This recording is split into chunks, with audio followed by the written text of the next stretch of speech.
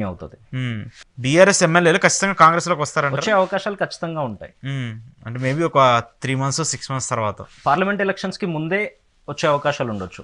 Okay, parliament elections ముందే. ప్రస్తుతానికి హైదరాబాద్ రంగారెడ్డిలో రాష్ట్రానికి ఆయువు పట్టు లాంటి జిహెచ్ఎంసీ ప్రాంతంలో కాంగ్రెస్ పార్టీకి ఎమ్మెల్యేలు లేరు. అవును. కాబట్టి ఖచ్చితంగా రేవంత్ రెడ్డి గారికి ఉన్న పాత పరిచయాలు, వాళ్ళందరూ తనతో కలిసి పనిచేసిన పాత టీడీపీ మిత్రులే దాదాపుగా హైదరాబాద్ ఎమ్మెల్యేలుగా గెలిచారు హైదరాబాద్ రంగారెడ్డి ప్రాంతంలో. అవును. వీళ్ళందరూ మళ్ళీ వెళ్తేనే కాంగ్రెస్ పార్టీ జిహెచ్ఎంసీ ప్రాంతంలో మంచి ఓట్ బ్యాంక్ సాధించే అవకాశాలు ఉంటాయి. ఓకే, సో జిహెచ్ఎంసీలో గెలవడానికైనా ఖచ్చితంగా వాళ్ళని తీసుకునే అవకాశాలు ఉంటాయి. అంటే గతంలో చూసుకుంటే చాలా మంది కాంగ్రెస్లో గెలిచిన వాళ్ళందరూ బీఆర్ఎస్లోకి వచ్చారు. ఆ బీఆర్ఎస్ నేతలు మళ్ళీ కాంగ్రెస్లో తీసుకునే అవకాశం ఉండదు కదా, అది నా క్వశ్చన్. ఫస్ట్ నుండి ఎవరైతే బీఆర్ఎస్లో ఉన్నారో అలాంటి వాళ్ళు ఎవరు ప్రస్తుతం జిహెచ్ఎంసీ ప్రాంతంలో ఎమ్మెల్యేలుగా లేరు. అందరూ టీడీపీ నుండో కాంగ్రెస్ నుండో వచ్చిన వాళ్ళు మాత్రమే అధికారంలో ఉన్నంతసేపు టీఆర్ఎస్తో ఉన్నారు. ప్రస్తుతం వాళ్ళందరూ మళ్ళీ బ్యాక్కి వెళ్ళిపోయే అవకాశం కూడా ఉంటుంది కదా. సో ఇక్కడ ఏంటి, మహేశ్వరంకి సంబంధించి సబితా రెడ్డి గారు కానివ్వండి, ప్రస్తుతం చేవెళ్ల పార్లమెంట్ ఉంది. సపోజ్ చేవెళ్ల పార్లమెంట్ లో కాంగ్రెస్ పార్టీకి వాస్తవానికి ఒక బలమైన నాయకులు లేడు. సబితా రెడ్డి గారు ఒకవేళ కాంగ్రెస్ పార్టీలోకి వెళ్ళే అవకాశం ఉంటే వాళ్ళ కొడుకు కార్తీక్ రెడ్డికి చేవెళ్ల పార్లమెంట్ నుంచి అవకాశం కల్పించే పరిస్థితి ఉంటుంది కదా. ఉంటుంది, బట్ నేను అదే అనేది ఉంటుంది అనేది వేరు. డైరెక్ట్గా ఎందుకంటే ఇప్పుడు ఎమ్మెల్యేలు ఇన్నిసార్లు పార్టీలు మారినప్పుడు ఆ పార్టీకి కూడా కొంత వాల్యూస్ ఉంటాయి కదా. చేంజెస్ని యాక్సెప్ట్ చేసే విధంగా ఉండకూడదు కదా, ప్రజలు దాన్ని యాక్సెప్ట్ చేయరు కదా. దాన్ని ఆ ఒక్క కోణంలోనే మనం చూడలేము. 2014లో టీఆర్ఎస్ పార్టీ గెలిచింది కేవలం 63 స్థానాలు. ఆ తర్వాత చాలా మంది టీడీపీ వాళ్ళని, చాలా మంది కాంగ్రెస్ వాళ్ళని టీఆర్ఎస్ వాళ్ళు తీసుకున్నప్పటికీ 2018లో జనాలు ఆ పరిస్థితిని యాక్సెప్ట్ చేసి టీఆర్ఎస్ కి మళ్ళీ 88 స్థానాలు గట్టబెట్టారు. ఓకే, ప్రస్తుతం కూడా అలాంటి అవకాశం ఉంటుంది. అంటే పార్టీ చేంజింగ్ ప్రజలు పట్టించుకోరు అంటారు మీరు? పెద్దగా పట్టించుకోకపోవచ్చు. సో అంటే ఆ కన్సిడరేషన్ యాక్సెప్ట్ చేస్తారు, జనాలు యాక్సెప్ట్ చేసేస్తారు. సో ఎంతసేపు ఎమ్మెల్యేల పని విధానాన్ని ప్రజలు ఎక్కువ చూస్తున్నట్టుగా ప్రస్తుతం రీసెంట్ గా వచ్చిన ఫలితాలను బట్టి మనం ఒక అంచనాకి రావచ్చు. ఓకే, సో ఆ ఎఫెక్ట్ ఖచ్చితంగా పార్లమెంట్ ఎలక్షన్స్ మీద ఉంటుంది. సో ఓవరాల్గా మీ ఎక్స్పెక్టేషన్ ప్రకారం, మీ ప్రెడిక్షన్ ప్రకారము రేపు అంటే ఇప్పటివరకు మీరు గ్రాఫ్ చూస్తూ వచ్చారు, గతంలో 2019 కానివ్వండి, 2014 కానివ్వండి. సో ఈ రెండు కన్సిడర్ చేసుకొని 2024లో ఏ పార్టీ ఎక్కువ మెజార్టీ సాధించే అవకాశం ఉంటుంది అంటారు? ప్రస్తుతం ఉన్న పరిస్థితి ప్రకారం ఏ పార్టీకి ఎన్ని సీట్లు వస్తాయని ఇప్పుడే చెప్పలేము. ఎందుకంటే చాలా మంది ఎమ్మెల్యేలు, చాలా మంది కీ లీడర్స్ పార్టీలు షఫల్ అయ్యే అవకాశం ఉంటుంది ప్రస్తుతం. కాబట్టి వాళ్ళందరూ షఫల్ అయిన తర్వాత ఎలక్షన్ దగ్గరలోకి వచ్చిన తర్వాత ఏమైనా చెప్పడానికి అవకాశం ఉండొచ్చు. బట్ పార్టీల వారీగా చూస్తే బీజేపీ వర్సెస్ కాంగ్రెస్ ఎక్కువ ఫైట్ కనబడే అవకాశం ఉంటుంది. Okay, first place, second BJP, third BRS ఉండొచ్చు. ఓకే, సో అంటే మీరు చెప్తున్నట్టు ప్రకారం యాజ్ ఇట్ ఈస్ గా మళ్ళీ మెజార్టీ కాంగ్రెస్కి వచ్చే అవకాశం ఉంది. ఓకే, సో రేవంత్ రెడ్డి ఎలా ఉంది? ఆయన చూసాం మనం ఇప్పటికీ 15 days 20 days అవుతుంది ఆయన ఓత్ టేకింగ్ తీసుకొని. సో ఆ కన్సిడరేషన్ ఎలా ఉంది గతంలో ఉన్నటువంటి దానికి ఇప్పుడున్న దానికి? తను తీసుకునే ఇప్పటి వరకు తీసుకున్న చిన్న చిన్న నిర్ణయాలన్నీ కూడా వాటన్నిటి మీద ఇప్పుడే ఒక అంచనాకి రావాల్సిన పరిస్థితి అయితే లేదు. ఇప్పుడే ఒక అంచనాకి రాలేము. తనకు అట్లీస్ట్ ఒక నెలన్నర 2 నెలల వరకు బ్రీతింగ్ పీరియడ్ ఇస్తే తన పరిపాలన మీద ఏమైనా కమెంట్ చేయడానికి అవకాశం ఉంటుంది. ఇప్పుడు ఉన్నట్టుగా కన్సిడరేషన్ ఓకే, ఇప్పటి వరకు అయితే పాజిటివ్ వేలోనే వెళ్తున్నట్టుగా కనిపిస్తుంది. అంటే ఎందుకంటే చాలా మంది అధికారం చేపట్టిన వెంటనే కొంతమంది హామీలు అంటే జస్ట్ పేపర్ల మీద సంతకాలు పెట్టేస్తారు, వదిలేస్తూ ఉంటారు. వాటి మనం చాలా చూసాం, గతంలో చాలా మంది చేసిన పరిస్థితి ఉంది. కాంగ్రెస్ వాళ్ళు కూడా 6 గ్యారంటీల వాగ్దానం పైనే వాళ్ళ క్యాంపెయిన్ అంతా నడిచింది. 6 గ్యారంటీల్లో వాళ్ళు ఆల్రెడీ 2 గ్యారంటీలు మొత్తంగా ఇంప్లిమెంట్ చేయకపోయినప్పటికీ పార్షల్గా అయితే ఇంప్లిమెంట్ చేశారు. ఫ్రీ బస్సులు అవ్వచ్చు, గ్యాస్కి సంబంధించిన దాని మీద ఇంకా డిస్కషన్ నడుస్తూ ఉంది. ఈ 6 గ్యారంటీల్లో ఇంకొక 2 గ్యారంటీలు కూడా ఈ నెలాఖరికి ఇంప్లిమెంట్ చేస్తామని వాళ్ళు బలంగా వాళ్ళ మంత్రులు చెప్తా ఉన్నారు ప్రెస్ మీట్లలో. సో అది కన్సిడరేషన్కి తీసుకునే అవకాశం ఉంటుంది. సో అదైతే కంటిన్యూ చేస్తారు. సో మీరు చెప్పిన ప్రిడిక్షన్ ప్రకారం అయితే మళ్ళీ కాంగ్రెస్కి ఎడ్జ్ ఉంటుంది తెలంగాణ పార్లమెంట్ ఎలక్షన్స్కి సంబంధించి. అవును. కాకపోతే ఏంటంటే ఇక్కడ ఒక షాకింగ్ విషయం, ఇక్కడ లోకల్ పార్టీగా ఉన్నటువంటి టీఆర్ఎస్ థర్డ్ ప్లేస్ ఉంటుంది అంటున్నారు. ప్రస్తుతం ఉన్న పరిస్థితిని బట్టి థర్డ్ ప్లేస్ ఉండే అవకాశమే ఉంది. ఏపీకి సంబంధించి ఏమైనా చెప్పగలరా? ఏపీకి సంబంధించి పరిస్థితి ఎలా ఉండబోతుంది? మళ్ళీ జగన్మోహన్ రెడ్డి గారు రావచ్చేమో. మళ్ళీ జగన్ చాలా మంది క్యాండిడేట్లను చేంజ్ చేస్తారని వింటా ఉన్నాం మనము. ప్రస్తుతం ఉన్న అభ్యర్థుల మీద చాలా నెగిటివ్ ఉందని కూడా రకరకాలుగా వింటా ఉన్నాము. అభ్యర్థులను చేంజ్ చేసే అవకాశం ఉంటే ఖచ్చితంగా జగన్మోహన్ రెడ్డికి అవకాశాలు ఉంటాయి. మళ్ళీ ఆల్రెడీ చేంజ్ చేస్తున్నారు. ఆల్రెడీ కొన్ని చోట్ల 11 మందిని ఇప్పటికే చేంజ్ చేశారు. మిగతా 40 నియోజకవర్గ వరకు చేంజ్ చేసే అవకాశం, చేంజ్ చేస్తే తప్పకుండా మళ్ళీ అధికారంలోకి వచ్చే అవకాశం ఉంటుంది. జనసేన టీడీపీ అలయన్స్ ఏమన్నా వర్కౌట్ అయ్యే అవకాశం ఉంటుంది? బలమైన ప్రతిపక్షంగా తయారయ్యే అవకాశం ఉంది. బలమైన ప్రతిపక్షం మళ్ళీ ప్రతిపక్షమే, బలమైన ప్రతిపక్షం. సో అంటే మెజార్టీ అంటే కొంత గ్రాప్ చేసి, అంటే ఆయన గతంలో వచ్చినటువంటి 151 ఈసారి చాలా డౌన్ఫాల్ అయ్యే అవకాశం ఉంటుంది అంటారు. నెంబర్ ఆఫ్ సీట్స్ తగ్గినా కూడా అధికారంలోకి రావడానికి కావాల్సిన మెజారిటీని అయితే తను సాధిస్తారని అనుకుంటున్నాను. ఖచ్చితంగా ఆ మెజార్టీ వస్తుంది. ఖచ్చితంగా 90 వరకు రావాలి మెజార్టీకి. ఆ 90 స్థానాల్లో జగన్మోహన్ రెడ్డి సాధిస్తారు. అవును.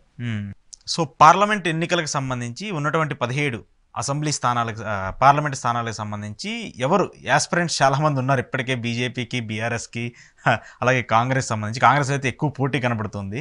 సో మీ అనాలిసిస్ ప్రకారం, మీ ప్రిడిక్షన్ ప్రకారం ఈసారి ఏ నియోజకవర్గం నుంచి ఎవరు పోటీ చేసే అవకాశం ఉందంటారు? రాష్ట్రంలో అధికారంలో ఉన్నారు కాబట్టి కాంగ్రెస్ పార్టీ నుండి పోటీ ఉండడం సహజమే. ప్రస్తుతానికి ఆదిలాబాద్ నుండి చూస్తే ఆదిలాబాద్ ఒక ఎస్టీ రిజర్వ్డ్ కాన్స్టిట్యున్సీ. ప్రస్తుతం సిట్టింగ్ సభ్యుడిగా బీజేపీ ఎంపీ స్వయం బాపురావు ఉన్నారు. గతంలో తుడుందెబ్బ అని ఆదివాసీ హక్కుల పోరాట సమితికి అధ్యక్షుడిగా పనిచేసి ఆ బేస్తోనే తను ఎలక్షన్ గెలిచారన్నది మనం అందరం చూసాం. ప్రస్తుతానికి బీజేపీ సిట్టింగ్ క్యాండిడేట్ని మార్చకుండా స్వయం బాపురావుకి మరొకసారి అవకాశం ఇచ్చే పరిస్థితి ఉంది. ఓకే. తను కానట్టయితే తన ప్లేస్లో రమేష్ రాథోడ్ అని గతంలో టీఆర్ఎస్లో ఉన్నటువంటి అతనికి అవకాశం ఇచ్చే పరిస్థితి ఉంది. కానీ అది ప్యూర్లీ ఆదివాసీల సీటు కాబట్టి రమేష్ రాథోడ్ లంబాడా కమ్యూనిటీకి సంబంధించిన వ్యక్తి కాబట్టి తనకు అవకాశాలు అంతగా ఉండకపోవచ్చు. స్వయం బాపురావుని మళ్ళీ కంటిన్యూ చేసే అవకాశం ఉంది. టీఆర్ఎస్ విషయానికి వస్తే ఆత్రం సక్కు అని అస్ఫాబాద్ నుండి 2018 నుండి 23 వరకు ఎమ్మెల్యేగా పనిచేశాడు. మొన్న తనకి అసెంబ్లీ ఎన్నికల్లో సీట్ ఇవ్వకుండా పార్లమెంటుకు పంపించే అవకాశం ఉంది. తను కూడా సేమ్ ఆదివాసీ కమ్యూనిటీకి సంబంధించిన వ్యక్తే కావడం వల్ల తనకు అవకాశాలు ఉండొచ్చు. తను కాకుండా తనతో పాటు ఇంకో యాస్పిరెంట్ టీఆర్ఎస్ నుండి గోడెం నగేష్ అని ఇంతకుముందు అదే స్థానం నుండి కంటెస్ట్ చేసిన వ్యక్తి ఉన్నాడు. తనకి మళ్ళీ ఒకసారి అవకాశం ఇచ్చే పరిస్థితి ఉంది. వీళ్ళిద్దరిలో ఎవరన్నా ఒకరు టీఆర్ఎస్ క్యాండిడేట్ అయ్యే అవకాశం ఉంది. కాంగ్రెస్ సంబంధించి కాంగ్రెస్ నుండి నరేష్ యాదవ్ అని ఇంతకుముందు పోటీ చేసిన వ్యక్తి ఉన్నాడు. తనకే మళ్ళీ ఒకసారి అవకాశం ఇచ్చే పరిస్థితి ఉంది. కానీ ఈ సీట్లో టీఆర్ఎస్ వర్సెస్ బీజేపీ ఉండే అవకాశం ఎక్కువ ఉంది. కాంగ్రెస్ ఇక్కడ ఉండకపోవచ్చు, కాంగ్రెస్ పెద్దగా ఉండకపోవచ్చు. ఈ సీట్ పరిధిలో ఉండే 7 అసెంబ్లీల్లో కూడా దాదాపుగా 4 అసెంబ్లీలు బీజేపీ మొన్నటి అసెంబ్లీ ఎన్నికల్లో గెలుచుకుంది. గతంలో వాళ్ళకి ఆ జిల్లాలో ప్రాతినిధ్యం లేదు. ప్రస్తుతం 4 ఎమ్మెల్యేలు, 7లో 4 ఎమ్మెల్యే సీట్లు వాళ్ళే గెలిచారు కాబట్టి మరొకసారి వాళ్ళకి అవకాశం ఉండే పరిస్థితి ఉంది. పెద్దపల్లికి ఎలా ఉండబోతుంది? పెద్దపల్లి సంబంధించి పెద్దపల్లి ఎస్సీ రిజర్వ్డ్ సీట్ కాబట్టి ఇదే ఉమ్మడి ఆదిలాబాద్ జిల్లాలోని 3 నియోజకవర్గాలు, ఉమ్మడి కరీంనగర్లోని 4 నియోజకవర్గాలు కలిపి పెద్దపల్లి పార్లమెంట్ ఉంటుంది. దాంట్లో దాదాపుగా అన్ని నియోజకవర్గాల్లో కాంగ్రెస్ గెలిచింది. కాబట్టి కానీ విచిత్రం ఏంటంటే కాంగ్రెస్ కి ప్రస్తుతానికి క్యాండిడేట్ లేడు అక్కడ. వివేక్ వెంకటస్వామి, వినోద్ వెంకటస్వామి వాళ్ళ ఫ్యామిలీ నుండి క్యాండిడేట్ ని ఎవరినైనా తీసుకొచ్చే అవకాశం ఉంది, లేదంటే కొత్త క్యాండిడేట్ కోసం చూడొచ్చు. అంటే వివేక్ వాళ్ళ కొడుకు వచ్చే అవకాశం ఉందని కూడా వస్తుంది. సో ఆయన పోటీ చేస్తే అక్కడ ప్లస్ అవుతుందా? కాంగ్రెస్ ప్లస్ అయ్యే అవకాశమే ఉంటుంది. టీఆర్ఎస్ నుండి చెన్నూరు ఎమ్మెల్యేగా ఓడిపోయిన బాల్కసుమన్ కి, లేదంటే సిట్టింగ్ ఎమ్మెల్యేగా ఉన్న వెంకటేష్ నేతాకి మరోసారి అవకాశం ఇచ్చే పరిస్థితి ఉంటుంది. బాల్కసుమన్ అంత క్యాపబిలిటీ ఉంటుందంటారా ఎంపీగా పోటీ చేసి? బాల్కసుమన్ గతంలో 2014 నుండి 19 వరకు పెద్దపల్లి పార్లమెంట్ ఎంపీగా పనిచేశాడు. రాష్ట్రంలో ఉన్న అధినాయకత్వానికి కూడా తను చాలా క్లోజ్ గా ఉంటాడు కాబట్టి తనకు మరొకసారి టికెట్ కేటాయించే అవకాశాలు ఉంటాయి. ఇంకొకటి నిజామాబాద్కి సంబంధించి, నిజామాబాద్ చాలా కీ నియోజకవర్గం పార్లమెంట్కి సంబంధించి. సో పార్లమెంట్ అలా ఎలా ఉండబోతుంది? గతంలో ఎవరు ఊహించని విధంగా ధర్మపురి అరవింద్ అక్కడ గెలవడం జరిగింది. ఆ సిట్టింగ్ స్థానంని ధర్మపురి అరవింద్కి బీజేపీ మరొకసారి కేటాయించే అవకాశం ఉంది. ఆ పార్లమెంట్ పరిధిలోకి వచ్చే 7 నియోజకవర్గాల్లో గత ఎన్నికల్లో, మొన్న జరిగిన ఎన్నికల్లో కూడా ధర్మపురి అరవింద్ కోరుట్ల నుండి పోటీ చేసి మంచి ఓట్లు సాధించాడు. ఓడిపోయినప్పటికీ చాలా తక్కువ మెజారిటీతో తన ప్రత్యర్థి టీఆర్ఎస్ క్యాండిడేట్ గెలవడం జరిగింది. ప్రస్తుతానికైతే తనకి మరొకసారి అవకాశం ఇస్తారు పార్టీ తరఫున. సో ఇక కరీంనగర్ నియోజకవర్గం చాలా ఇంట్రెస్టింగ్ నియోజకవర్గం, ఎందుకంటే అక్కడ బండి సంజయ్ ఎంపీగా ఉన్నారు ప్రస్తుతం. ఆయనే కంటిన్యూ అవుతారా లేకపోతే ఎలా ఉండబోతుంది అక్కడ? గతంలో తన మీద ఉన్న ఎమోషన్ అంతా ప్రస్తుతం ఉన్న ఎలక్షన్కి క్యారీ ఫార్వర్డ్ అవ్వకపోవచ్చు. గతంలో 2014లో 18 ఎలక్షన్లో తను ఓడిపోయిన విధానము, ఓడిపోయిన తర్వాత తన మీద ఉన్న సింపతి ఇవన్నీ కలిసి వచ్చి తను 2019 ఎన్నికల్లో గెలవడం జరిగింది. ప్రస్తుతానికి అక్కడ టీఆర్ఎస్ క్యాండిడేట్ గా బలమైన అభ్యర్థి వినోద్ కుమార్ ఉండే అవకాశం ఉంది. బీజేపీ నుండి బండి సంజయ్ ఉన్నప్పటికీ వినోద్ కుమార్ బండి సంజయ్ మధ్య పోటీ ఎక్కువగా ఉండే పరిస్థితి ఉంది. ఓకే, మెదక్ స్థానానికి సంబంధించి ఎలా ఉండబోతుంది? టీఆర్ఎస్ నుండి కేసీఆర్ గారు పోటీ చేస్తే గనక తను గెలిచే అవకాశం ఉంది ఖచ్చితంగా. ఓకే, బీజేపీ నుండి రఘునందన్ రావు గారు పోటీ చేసే అవకాశం ఉంది. కాంగ్రెస్ కి సంబంధించి జగ్గారెడ్డి గారు కానీ, లేదంటే ఇంతకుముందు గతంలో 2009 నుండి 14 వరకు ఎంపీగా పనిచేసినటువంటి విజయశాంతి గారు రీసెంట్ గా మళ్ళీ కాంగ్రెస్ పార్టీలో చేరారు కాబట్టి తనకు అవకాశం ఇచ్చే పరిస్థితులు ఎక్కువగా ఉన్నాయి. ఓకే, సో అక్కడ అయితే అల్టిమేట్ గా గెలిచే పరిస్థితి అయితే కేసీఆర్ గారికే ఉండొచ్చు. మెదక్లో చాలా టఫ్ ఫైట్ అక్కడ అయితే. మెదక్ ట్రయాంగిల్ ఫైట్ ఉంటుంది. బీజేపీకి కూడా ఉంటుంది అక్కడ. బీజేపీ 3rd ప్లేస్ ఉండొచ్చు. ఓకే, జహీరాబాద్కి సంబంధించి టీఆర్ఎస్ సిట్టింగ్ స్థానాన్ని కదపకపోవచ్చు. బీబీ పాటిల్ గారికి మరొకసారి అవకాశం ఇచ్చే పరిస్థితి ఉంది. ఆ ప్రాంతంలో లింగాయత్ కమ్యూనిటీ కొంచెం ఇన్ఫ్లుయెన్షియల్ కాబట్టి తనకి మరొకసారి అవకాశం ఇచ్చే పరిస్థితి ఉంది. కానీ కాంగ్రెస్ నుండి సురేష్ షెట్కర్ గారికి అవకాశం ఖచ్చితంగా వస్తుంది ఈసారి. తనని మొన్నటి అసెంబ్లీ అభ్యర్థుల లిస్టులో ఫస్ట్ లిస్టులో ప్రకటించినప్పటికీ మళ్ళీ తన ప్లేస్ని సంజయ్ రెడ్డి గారికి కేటాయించి తనకి లోక్సభ అవకాశం ఇస్తామని హామీ ఇవ్వడం జరిగింది. ఖచ్చితంగా సురేష్ షెట్కర్ గారు గెలిచే అవకాశాలు ఎక్కువగా ఉన్నాయి అక్కడ. వరంగల్ జిల్లాకు సంబంధించి వరంగల్ పార్లమెంట్ ఎలా ఉండబోతుంది అక్కడ? వరంగల్ పార్లమెంట్ ఈసారి కొంచెం ఎక్స్పెక్ట్ చేయని క్యాండిడేట్స్ పోటీ చేసే అవకాశాలు ఎక్కువగా ఉన్నాయి. ఓకే, గత ఎన్నికల నుండి బీజేపీకి మద్దతుగా మందకృష్ణ మాదిగ గారు ప్రచారం చేశారు. ఓకే, తను ఇప్పటి వరకు ఏ చట్టసభకు ఎన్నిక కాలేదు కాబట్టి ప్రస్తుతానికి తనకు బీజేపీ మద్దతుతో వరంగల్ ఎస్సీ పార్లమెంట్ నియోజకవర్గం కాబట్టి తనకు మద్దతు తెలిపే పరిస్థితులు ఎక్కువగా ఉండొచ్చు. ఓకే, బీఆర్ఎస్ నుండి సిట్టింగ్ స్థానాన్ని పస్నూర్ దయాకర్ గారికి ఇవ్వచ్చు. ఒకవేళ తనని కాదు అనుకునే పక్షంలో వర్ధన్నపేట ఎమ్మెల్యేగా ఓడిపోయిన గతంలో 1,00,000 ఓట్ల మెజారిటీ సాధించిన ఆరూర్ రమేష్కి ఇచ్చే అవకాశాలు ఎక్కువగా ఉంటాయి. ఓకే, ఇదే నియోజకవర్గం నుండి ఎస్సీ నియోజకవర్గం కాబట్టి ప్రస్తుత ముఖ్యమంత్రి రేవంత్ రెడ్డి గారికి చాలా క్లోజ్ గా మూవ్ అవుతున్న అద్దంకి దయాకర్ గారికి కూడా తనని అక్కడ అకామిడేట్ చేసే పరిస్థితులు ఉండొచ్చు. మొన్నటి అసెంబ్లీ ఎన్నికల్లో తనకు టికెట్ కేటాయించలేరు కాబట్టి ప్రస్తుతానికి తనను అక్కడికి పంపించే అవకాశాలు ఉండొచ్చు. ఓకే, మహబూబాబాద్ ఎస్టీ నియోజకవర్గంలో దాదాపుగా ఆ పార్లమెంట్లో ఉన్న అన్ని స్థానాల్లో కాంగ్రెస్ వాళ్ళే గెలవడం జరిగింది. ప్రస్తుతానికి అక్కడ నుండి మాజీ కేంద్ర మంత్రిగా పనిచేసినటువంటి కాంగ్రెస్ సీనియర్ నాయకుడు బలరాం నాయక్ గారికి అవకాశం ఉంటుంది. ఓకే, తనతో పాటు టీఆర్ఎస్ నుండి మాలోత్ కవితకి మళ్ళీ అవకాశం ఉంటుంది. పర్టికులర్ నియోజకవర్గంలో లంబాడాలకు అవకాశం ఇచ్చే పరిస్థితి ఉంటుంది. బలరాం నాయక్ గారు కానివ్వండి, మాలోత్ కవిత కానివ్వండి, వీళ్ళు లంబాడా కమ్యూనిటీకి సంబంధించిన వాళ్ళు. ఓకే, కాబట్టి వాళ్ళకి అవకాశాలు ఉంటాయి.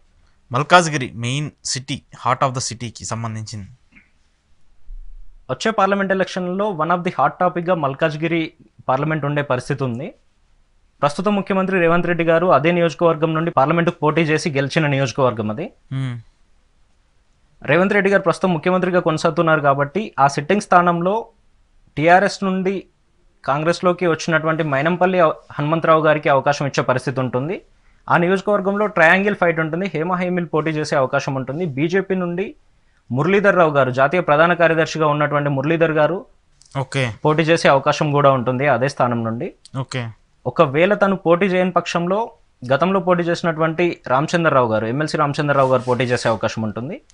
వీళ్ళిద్దరు కాకుండా టీఆర్ఎస్ నుండి కేటీఆర్ గారికి చాలా ఆప్తుడిగా మెలిగేటటువంటి శంబీపూర్ రాజు గారికి ఇచ్చే అవకాశం ఉంటుంది. ఓకే, సికింద్రాబాద్కి సంబంధించి సికింద్రాబాద్ నుండి కేంద్ర మంత్రిగా ఉన్నటువంటి కిషన్ రెడ్డి గారికి మళ్ళొకసారి బీజేపీ టికెట్ వచ్చే పరిస్థితి ఉంటుంది ఖచ్చితంగా. టీఆర్ఎస్కి సంబంధించి అక్కడ ఈసారి దాసోజు శ్రవణ్ గారికి అవకాశం ఇచ్చే పరిస్థితి ఉండొచ్చు. లేదంటే సెకండ్ ఆప్షన్ కింద గతంలో పోటీ చేసినటువంటి తలసాని సాయి కిరణ్ గారికి అవకాశం ఉంటుంది. ఓకే, కాంగ్రెస్ నుండి మాజీ క్రికెటర్ అజరుద్దీన్ గారికి అవకాశం ఉండొచ్చు. ఓకే, సికింద్రాబాద్ నుండి. ఓకే, ఎందుకని అక్కడ అంతా tough? Kishan Reddy already established MP, ఆయన ఆల్రెడీ చాలాసార్లు గెలిచాడు అక్కడి నుంచి, అసెంబ్లీగా కానివ్వండి, పార్లమెంట్కి కానివ్వండి. సో మళ్ళీ అక్కడ మెజార్టీ ఆయనకే ఉండే అవకాశం ఉండొచ్చు కదా. ప్రస్తుతానికి సికింద్రాబాద్ పార్లమెంట్ పరిధిలో ఉన్నటువంటి అన్ని నియోజకవర్గాల్లో 6 నియోజకవర్గాల్లో టీఆర్ఎస్ ఎమ్మెల్యేలు ఉన్నారు. ఒక నాంపల్లి నియోజకవర్గం మినహా మిగతా అంతా టీఆర్ఎస్ ఎమ్మెల్యేలే ఉన్నారు కాబట్టి పర్టికులర్ నియోజకవర్గంలో ముస్లిం పాపులేషన్ కూడా బాగానే ఉంటుంది. దానివల్ల అజరుద్దీన్ గారికి ఇచ్చే అవకాశాలు ఉండొచ్చు. ఓకే. సో హైదరాబాద్కి సంబంధించి అదంతా ఎంఐఎం కంచుకోట అని వింటా ఉంటాం మనము. మరొకసారి వాళ్ళకి మాత్రమే అక్కడ గెలిచే పరిస్థితులు ఉండొచ్చు. సో అక్కడ కాంగ్రెస్కి సంబంధించిన అభ్యర్థిని ఎవరిని నిలబెట్టే అవకాశం ఉండొచ్చు అంటారు? గతంలో పోటీ చేసినటువంటి ఫిరోజ్ ఖాన్ గారికి మరొకసారి అవకాశం ఇచ్చే పరిస్థితి ఉండొచ్చు. ఓకే. చేవెళ్ళ ఎంపీకి సంబంధించి చేవెళ్ళ నుండి ప్రస్తుతానికి గతంలో కాంగ్రెస్ నుండి పోటీ చేసినటువంటి వ్యక్తి కొండా విశ్వేశ్వరరెడ్డి గారు ఈసారి బీజేపీ నుండి బరిలోకి దిగే అవకాశం ఉంది. కాంగ్రెస్కి సంబంధించి అక్కడ ప్రస్తుతానికైతే క్యాండిడేట్ లేరు. ఒకవేళ మనం ఇందాక చర్చించినట్టు సబితేందర్ రెడ్డి గారు కనుక కాంగ్రెస్లోకి వెళ్ళే పరిస్థితి ఉంటే ఓకే సబితేందర్ రెడ్డి గారి తనయుడు కార్తిక్ రెడ్డి గారికి అక్కడ నుండి అవకాశం ఇచ్చే పరిస్థితి ఉంది. ఓకే. మహబూబ్ నగర్కి సంబంధించి ఎలా ఉండబోతుంది? మహబూబ్ నగర్ జిల్లాను ఈసారి దాదాపుగా ఉన్న 14 అసెంబ్లీల్లో 12 అసెంబ్లీలు కాంగ్రెస్ వాళ్ళు క్లీన్ స్వీప్ చేశారు కాబట్టి సీఎం గారి సొంత నియోజకవర్గం కాబట్టి ఖచ్చితంగా సీఎం గారి అసెంబ్లీ కూడా ఇదే పార్లమెంట్ నియోజకవర్గంలోకి వస్తుంది కాబట్టి కాంగ్రెస్ వాళ్ళు గెలిచే పరిస్థితులు ఎక్కువగా ఉంటాయి. కాంగ్రెస్ నుండి ఏఐసిసి సెక్రటరీగా రాహుల్ గాంధీ గారికి అత్యంత ఆప్తులుగా ప్రస్తుతం ఉన్నటువంటి వంశచంద్ర రెడ్డి గారికి అవకాశం ఉంటుంది. గెలిచే అవకాశాలు కూడా తనకే ఉండొచ్చు. బీజేపీ నుండి కూడా బీజేపీ జాతీయ ఉపాధ్యక్షురాలుగా ఉన్నటువంటి డికే అరుణ గారికి అవకాశం ఉంటుంది. టీఆర్ఎస్ నుండి మరొకసారి వాళ్ళిద్దరూ రెడ్డి క్యాండిడేట్ కి టికెట్ ఇస్తే గనక బీఆర్ఎస్ నుండి ఈసారి బీసీకి టికెట్ ఇచ్చే అవకాశాలు కూడా లేకపోలేదు అక్కడ. ఓకే. అది ప్యూర్లీ రెడ్డి డామినెంట్ ఏరియా అయినప్పటికీ బీఆర్ఎస్ నుండి మాజీ మంత్రి శ్రీనివాస్ గౌడ్కి ఇచ్చే అవకాశం ఉంటుంది. ఒకవేళ లేదు అన్న పరిస్థితిలో మన శ్రీనివాస్ రెడ్డి గారిని మరొకసారి కంటిన్యూ చేసే అవకాశం ఉండొచ్చు. ఓకే. గెలవడం అయితే వంశచంద్ర రెడ్డి గారు గెలిచే అవకాశం ఉంది ఆ కాన్స్టిట్యున్సీ, ఆ పర్టికులర్ కాన్స్టిట్యున్సీలో. ఓకే. సో ఆయనకి మెజార్టీ ఎక్కువ ఉంటుంది అక్కడ. అవును. నాగర్ కర్నూలు పార్లమెంట్కి సంబంధించి ఎలా ఉంటుంది? Nagar Kurnool SC reserved constituency కాబట్టి రేవంత్ రెడ్డి గారికి దాదాపుగా చాలా సన్నిహితులుగా గత 4-5 సంవత్సరాల నుండి మెలుగుతున్నటువంటి మల్లు రవి గారికి టికెట్ వచ్చే అవకాశం ఉండొచ్చు కాంగ్రెస్ పార్టీ నుండి. టీఆర్ఎస్ నుండి సిట్టింగ్ ఎంపీగా ఉన్నటువంటి పోతుగంటి రాములు గారికి అవకాశం ఉండొచ్చు. లేదన్న పరిస్థితిలో అచ్చంపేట ఎమ్మెల్యేగా ఓడిపోయినటువంటి గువ్వల బాలరాజు గారికి అవకాశం ఇచ్చే పరిస్థితి ఉంది. ఓకే. అసెంబ్లీ ఉన్నటువంటి స్థానాలు ఇట్లా పార్లమెంట్కి రీప్లేస్ చేస్తే అవి గెలిచే అవకాశాలు ఉంటాయంటారా? 100కి 100% గెలుస్తారని చెప్పలేము. కానీ మహబూబ్నగర్ జిల్లా అయితే కాంగ్రెస్ పార్టీ కంచుకోట లాంటిది కాబట్టి దాదాపుగా ఉన్న 14 నియోజకవర్గాల్లో 12 నియోజకవర్గాలు వాళ్ళే గెలిచారు కాబట్టి డెఫినెట్గా కాంగ్రెస్ పార్టీకి బలమైన ఓట్ బ్యాంక్ ఉన్నందువల్ల ఆ 2 స్థానాలు కూడా కాంగ్రెస్ వాళ్ళు గెలిచే పరిస్థితి ఉంది. నల్గొండకు సంబంధించి ఎలా ఉంటుంది అంటారు? నల్గొండలో ఉన్న 12 అసెంబ్లీలకి 11 అసెంబ్లీలు కాంగ్రెస్ వాళ్ళు గెలిచారు. కాంగ్రెస్ పార్టీకి చాలా బలంగా క్యాడర్ ఉన్న జిల్లాల్లో నల్గొండ కూడా ఒకటి కాబట్టి ఖచ్చితంగా నల్గొండ నుండి మాజీ మంత్రివర్యులు జానారెడ్డి గారు టికెట్ అడుగుతున్నట్టుగా వింటా ఉన్నాం మనము. తను పోటీ చేస్తే కనుక క్లీన్ స్వీప్ అయ్యే అవకాశం ఉంది. ఓకే. తనతో పాటు ఒకవేళ తనకి టికెట్ రాని పరిస్థితిలో పటేల్ రమేష్ రెడ్డి గారిని అక్కడ అకామిడేట్ చేసి పక్కనే ఉన్న భువనగిరి నియోజకవర్గం నుండి చామల కిరణ్ గారికి అవకాశం ఇచ్చే పరిస్థితి ఉంటుంది కాంగ్రెస్ తరఫున. ఓకే. అక్కడ బీఆర్ఎస్ బీజేపీ ఎలా ఉండబోతుంది భువనగిరి నుంచి? భువనగిరి నుండి బీజేపీ క్యాండిడేట్గా బూర నర్సయ్య గౌడ్ గతంలో 2014 నుండి 19 వరకు టీఆర్ఎస్ నుండి సిట్టింగ్ ఎంపీగా పనిచేసినటువంటి బూర నర్సయ్య గౌడ్ గారికి అవకాశం ఇచ్చే పరిస్థితి ఉంది. ఓకే. బీఆర్ఎస్కి ప్రస్తుతానికి అక్కడ జిట్ట బాలకృష్ణారెడ్డి గారిని కానీ ఆలేరు ఎమ్మెల్యేగా పనిచేసినటువంటి బూడిద భిక్షమయ్య గౌడ్ గారిని కానీ పెట్టే అవకాశం ఉండొచ్చు. ఓకే. సో అయితే చేంజెస్ అయితే ఉంటాయి బీఆర్ఎస్కి సంబంధించి తప్పకుండా. Okay. Main last interesting constituency Khammam జిల్లాలో పొంగులేటి గారు మొన్న ఏ రకంగా క్లీన్ స్వీప్ చేశారో మనం చూసాము. ఖమ్మం జిల్లాలో ఉన్నటువంటి 10 నియోజకవర్గాల్లో ఒక్కటి మాత్రమే బీఆర్ఎస్ గెలిచారు. అది మహబూబాబాద్ పార్లమెంట్ పరిధిలోకి వస్తుంది. మిగతా ఖమ్మం పార్లమెంట్ కింద వచ్చేటువంటి 7 అసెంబ్లీల్లో కూడా క్లీన్ స్వీప్గా కాంగ్రెస్ వాళ్ళు గెలిచారు కాబట్టి ఖచ్చితంగా తన వర్గం నుంచి ఎవరైనా వ్యక్తికి తన టికెట్ ఇప్పించే అవకాశాలు ఉండొచ్చు. లేదు అంటే మాజీ కేంద్ర మంత్రిగా పనిచేసినటువంటి రేణుకా చౌదరి గారికి ఆ టికెట్ వచ్చే అవకాశాలు ఎక్కువగా ఉన్నాయి. రేణుకా చౌదరి గారు పోటీ చేస్తే ఇంకా మోస్ట్లీ గెలిచే అవకాశం ఉంటుంది ఇక్కడ. ఖచ్చితంగా అక్కడ నుండి ఎవరు పోటీ చేసినా కూడా గెలిచే అవకాశం అయితే ఉంది. కాంగ్రెస్కి బీజేపీకి క్యాండిడేట్ కూడా లేని పరిస్థితి అక్కడ ఖమ్మంలో. బీఆర్ఎస్ ఏమన్నా పోటీ ఇస్తా అక్కడ? బీఆర్ఎస్ నామమాత్రం పోటీ ఇచ్చే అవకాశం ఉంది. సో అయితే మీరు చెప్పేదాని ప్రకారం compulsory Congress majority easy win అంటారు ఖమ్మం సీటు 100%. సో ఇప్పుడు మీరు చూసినటువంటి ప్రస్తుత లిస్టు ప్రకారం ఎవరికి ఎక్కువ ప్రజెన్స్ ఉంటుంది అంటారు వీటి వరకు ఇప్పటివరకు మనం డిస్కస్ చేసిన దాంట్లో? కాంగ్రెస్కే ఎక్కువ స్కోప్ ఉండే అవకాశం, ఎక్కువ స్కోప్ ఉంటుంది. సెకండ్ ప్లేస్లో బీజేపీ ఉండొచ్చు, థర్డ్ ప్లేస్కి టీఆర్ఎస్ పరిమితం అయ్యే అవకాశాలు ఉండొచ్చు. ఓకే. సో ఇదే మోస్ట్లీ కనిపిస్తుంది 2024 ఎలక్షన్స్లో కూడా ఇదే రిజల్ట్స్ ఉండబోద్ది అంటారు మీరు? అవును. ఇంకేమైనా ఉన్నాయా చేంజెస్ చేసే వాళ్ళు కూడా కాంగ్రెస్ కొత్త అభ్యర్థి? ఎందుకంటే పార్లమెంట్కి సంబంధించి అసెంబ్లీకి చూపించినంత ఇంట్రెస్ట్ చూపించారు చాలామంది కంటెస్ట్ చేయడానికి కూడా. సో పార్లమెంట్కి సంబంధించి ఎవరన్నా ఎన్ఆర్ఐని ఆ పార్టీలు ఈ పార్టీలు దింపే అవకాశాలు ఉంటాయి? కాంగ్రెస్ పార్టీ నుండి 1-2 సీట్లకి చేవెళ్ళ లాంటి ప్లేసెస్లో ఎవరైనా ఎన్ఆర్ఐలను తీసుకొచ్చే అవకాశం ఉంది. కాంగ్రెస్ పార్టీకి ప్రస్తుతానికైతే లీడర్షిప్కి కుదవలేదు. కాంగ్రెస్లో చాలా మంది సీఎం క్యాండిడేట్లే దాదాపుగా 15-18 మంది ఉండడం మనం చూస్తూ ఉంటాము. టీఆర్ఎస్కి కూడా ఇప్పటివరకు అధికారంలో ఉన్నారు కాబట్టి క్యాండిడేట్లకి ఏ ఇబ్బంది ఉండకపోవచ్చు. బీజేపీకి చూస్తేనే రాష్ట్రంలో 17 నియోజకవర్గాల్లో దాదాపు 5-6 నియోజకవర్గాలకి క్యాండిడేట్లే లేని పరిస్థితి మనం చూస్తూ ఉన్నాం. దక్షిణ తెలంగాణకు సంబంధించి వాళ్ళకి దాదాపుగా ఖమ్మంలో క్యాండిడేట్ లేరు, మహబూబాబాద్లో క్యాండిడేట్ లేరు, తర్వాత వరంగల్లో కూడా బలమైన అభ్యర్థి ఎవరూ లేరు. నల్గొండ జిల్లాలో ఉన్న 2 నియోజకవర్గాల్లో భువనగిరి పార్లమెంట్లో మాజీ పార్లమెంట్ సభ్యులు బూర నరసయ్య గౌడ్ గారు ఉన్నప్పటికీ అంత పోటీ ఇవ్వకపోవచ్చు. నల్గొండలో అయితే అసలు వాళ్ళ క్యాండిడేటే లేరు. ఓకే. సో మరి అది ఏం జరుగుతుందో కూడా చూడాలి. మరి మీరు చెప్పినట్టు మీ